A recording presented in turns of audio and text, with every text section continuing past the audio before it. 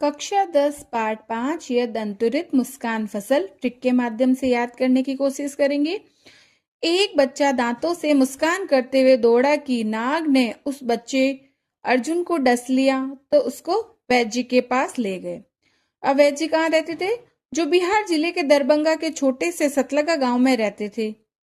उन्होंने उसे 30 जग जल की 19 बोतलों को एक एक समय पिलाने को कहा, जिसमें 5 नींबू के रस को 19 बोतलों में 9 से 8 बूंद मिलाकर पिया।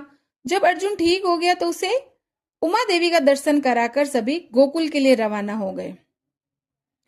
इसी अपराजित होने की खुशी में भगवान के पदों में लिप्त होकर आनंदित हुए। अब जो हाईलाइट किया उनको देखते हैं।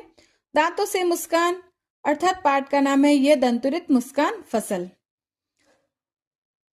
करते हुए दौड़ा कि नाग ने उस बच्चे अर्जुन को डस लिया, तो लेखक का नाम है नागार्जुन।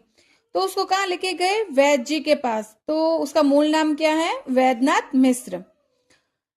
अब जो वैद्य जी अब कहाँ रहते थे? बिहार जिले के दरभंगा के छोटे से सतलगा गांव में रहते थे।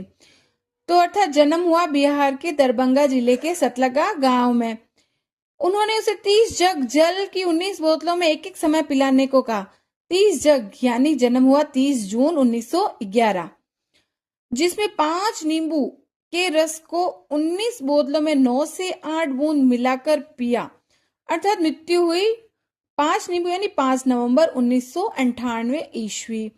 जब अर्जुन ठीक हो गया तो उसे उमा देवी के दर्शन कराकर, अर्थात माता का नाम उमा देवी, सभी गोकुल के लिए रवाना हो गए। गोकुल अर्थात उनके पिता का नाम गोकुल मिश्र। अब अपराजित होने की खुशी में, अपराजित यानी पत्नी अपराजिता देवी, भगवान के पदों में लिप्त होकर आनंदित हुए। गुरु पदलिप्त सूरी। अब रचनाएं भी ट्रिक के माध्यम से याद करेंगे। युग हंसे तुम पर, आखिर में मिलिट्री का बुढ़ा घोड़ा। युग से होगा युग धारा, ह से होगा हजार हजार बाहों वाली, से होगा सतरंगी पंखों वाली, तुम यानी तुमने कहा था, पर से होगा पुरानी जूतियों का कोरस, आखिर से होगा आखिर ऐसा क्या कह दिया मैंने। आगे है मैं मिलिट्री का बुढ़ा घोड़ा यानी मैं मिलिट्री का बुढ़ा घोड़ा।